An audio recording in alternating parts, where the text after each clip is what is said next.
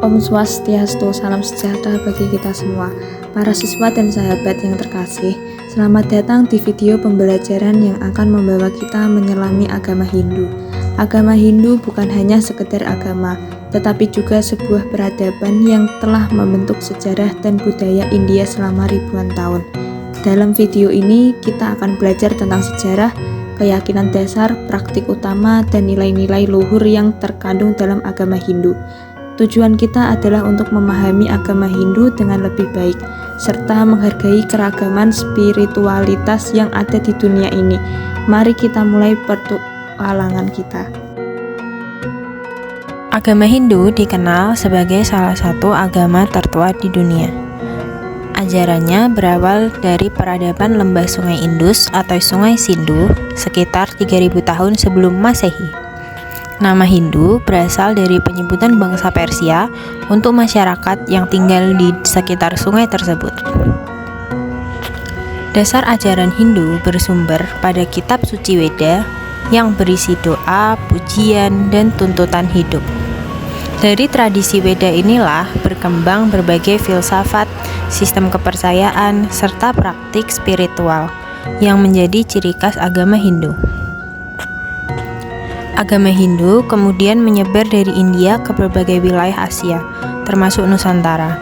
Melalui jalur perdagangan dan interaksi kebudayaan, jejaknya terlihat dari berdirinya kerajaan-kerajaan bercorak Hindu, seperti Kutai di Kalimantan dan Tarumanegara di Jawa Barat. Hingga saat ini, Hindu tetap bertahan sebagai agama yang kaya akan nilai spiritual, ritual, serta budaya yang memberikan kontribusi besar bagi peradaban dunia. Kitab suci dan ajaran pokok dalam agama Hindu.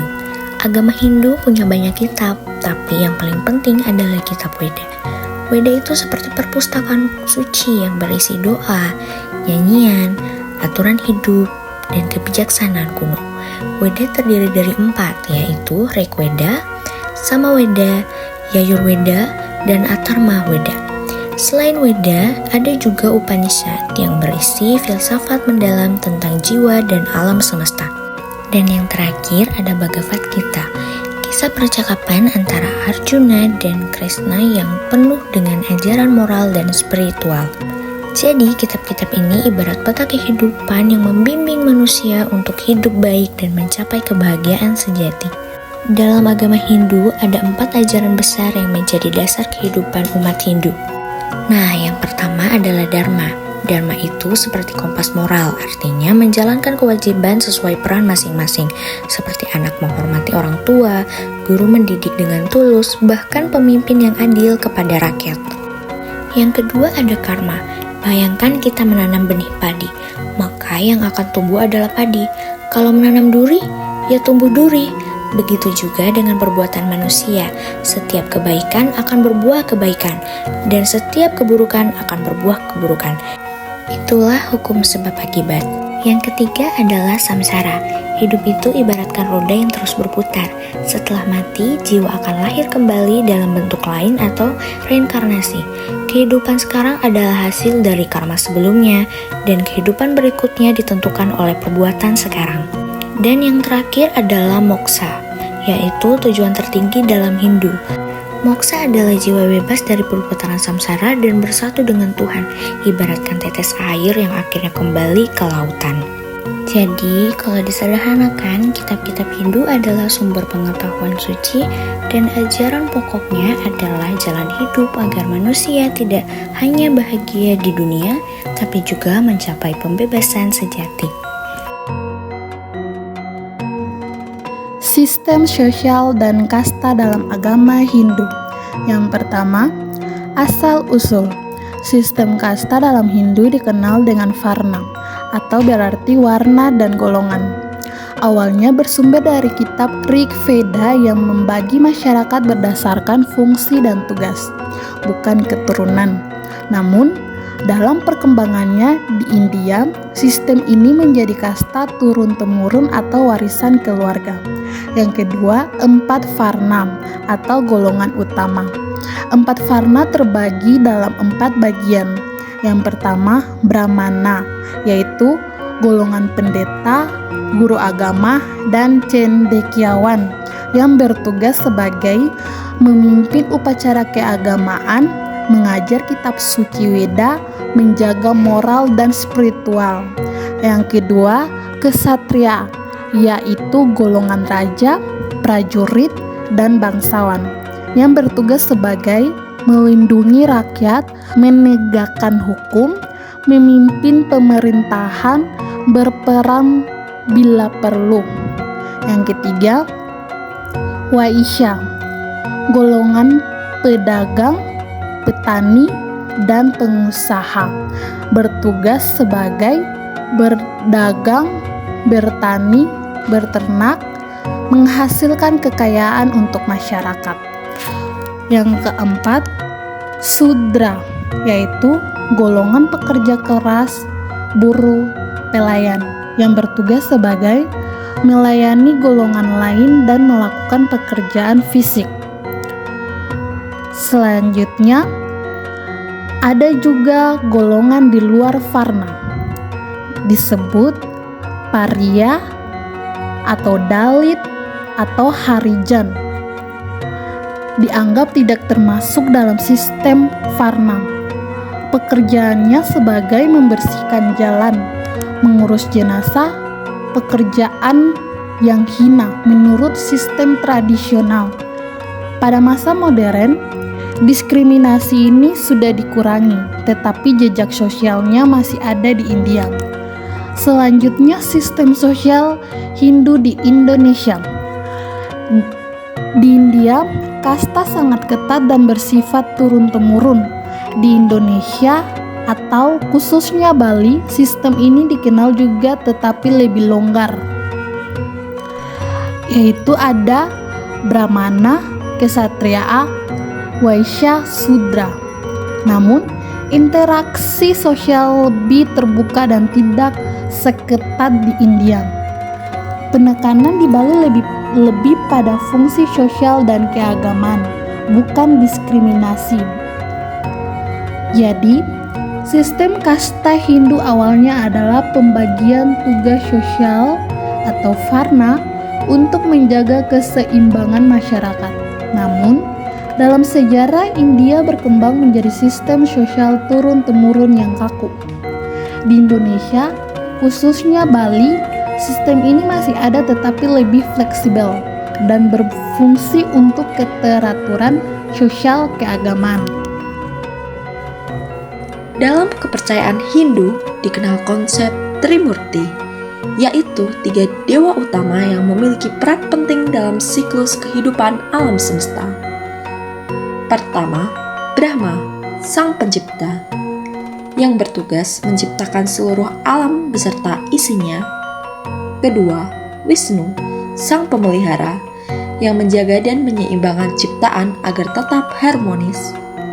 Dan ketiga, Siwa, sang pelebur, yang berperan mengakhiri segala sesuatu untuk memberi jalan bagi penciptaan baru. Selain ketiga dewa utama tersebut, terdapat pula banyak dewa dan dewi lain yang memiliki fungsi khusus dan melambangkan berbagai aspek kehidupan. Contohnya, Dewi Saraswati, yang melambangkan ilmu pengetahuan dan seni. Dewi Laksmi, simbol kemakmuran dan keberkahan, serta Dewa Ganesha, sang penghalau rintangan yang kerap dimintai restu sebelum memulai suatu kegiatan penting. Mereka semua merupakan bagian dari kekayaan spiritual dan filosofi Hindu yang mendalam. Tradisi dan upacara dalam agama Hindu. Agama Hindu mengajarkan hubungan harmonis dengan Tuhan, sesama, dan alam melalui berbagai ritual yang penuh makna. Berikut inti tradisi utamanya. Yang pertama, puja. Puja adalah ritual persembahan harian yang dilakukan di rumah dengan mempersembahkan bunga, buah, air, dupa, dan juga disertai dengan lampu minyak. Ritual ini bertujuan untuk kedamaian batin dan penyucian pikiran. Makanan yang telah dipersembahkan bisa dinikmati bersama sebagai berkat. Yang kedua, yajna. Yajna adalah ritual api suci yang melibatkan komunitas. Api dianggap menjadi perantara yang membawa persembahan dan doa kepada dewa dengan mempersembahkan biji-bijian atau rempah-rempah. sambil melantunkan mantra. Yajna bertujuan menjaga keseimbangan alam semesta. Seperti yang kita tahu, agama Hindu sendiri melihat kehidupan sebagai sebuah perjalanan yang suci. Untuk menandai setiap tahap yang penting dalam perjalanan ini, ada berbagai upacara yang disebut samskara, yaitu pertama, kelahiran, menyambut bayi dan pemberian nama. Yang kedua, potong rambut, sebagai simbol pembersihan.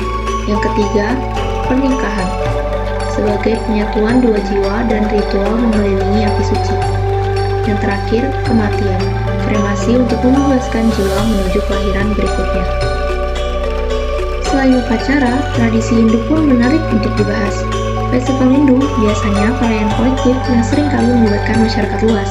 Seperti yang kita tahu, ada Diwali, festival cahaya sebagai simbol kemenangan kebaikan. Ada Holi, festival warna, penuh sukacita. Adapun Nyepi, hari hening untuk refleksi diri, khas Hindu di Bali. Adapun juga Metata, potong gigi sebagai simbol pemurnian diri, juga merupakan khas Hindu Bali. Di Indonesia, Hindu berkembang sebagai Hindu Dharma, terutama di Bali. Tetapi tidak jarang juga kita melihat orang beragama Hindu di daerah Jawa Tengah, contohnya seperti Tengger, Jawa Timur, contohnya seperti Osing dan Banyuwangi, kemudian Kalimantan, Sulawesi, hingga Nusa Tenggara. Ajaran Hindu mengalami akulturasi dengan budaya lokal, sehingga menghasilkan tradisi yang unik seperti upacara ngaben dan sistem subak. Peran Hindu dalam kebudayaan Indonesia juga meninggalkan warisan monumental, contohnya seperti candi-candi, yaitu yang sering kita tahu adalah Candi Prambanan. Kemudian ada candi lainnya seperti Penataran dan juga Baisakhi.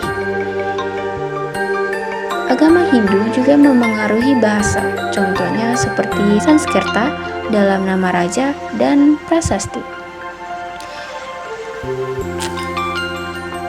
Tidak hanya itu, peran Hindu dalam kebudayaan Indonesia juga menghidupkan seni dan budaya seperti wayang, gamelan, sastra kakawin, hingga arsitektur pura. Agama Hindu bukan hanya warisan spiritual yang sangat tua, tetapi juga mengandung nilai-nilai yang tetap relevan hingga sekarang. Melalui ajarannya tentang dharma, karma, samsara, dan moksha, Hindu menuntun umatnya untuk hidup seimbang, menghormati alam, serta menjaga hubungan baik dengan sesama. Di Indonesia, terutama Bali, ajaran Hindu berpadu dengan budaya lokal dan melahirkan tradisi unik yang memperkaya kebudayaan bangsa. Dari pembahasan ini, kita bisa belajar pentingnya toleransi, etika, dan semangat mencari makna hidup agar kita bisa hidup lebih damai dan harmonis.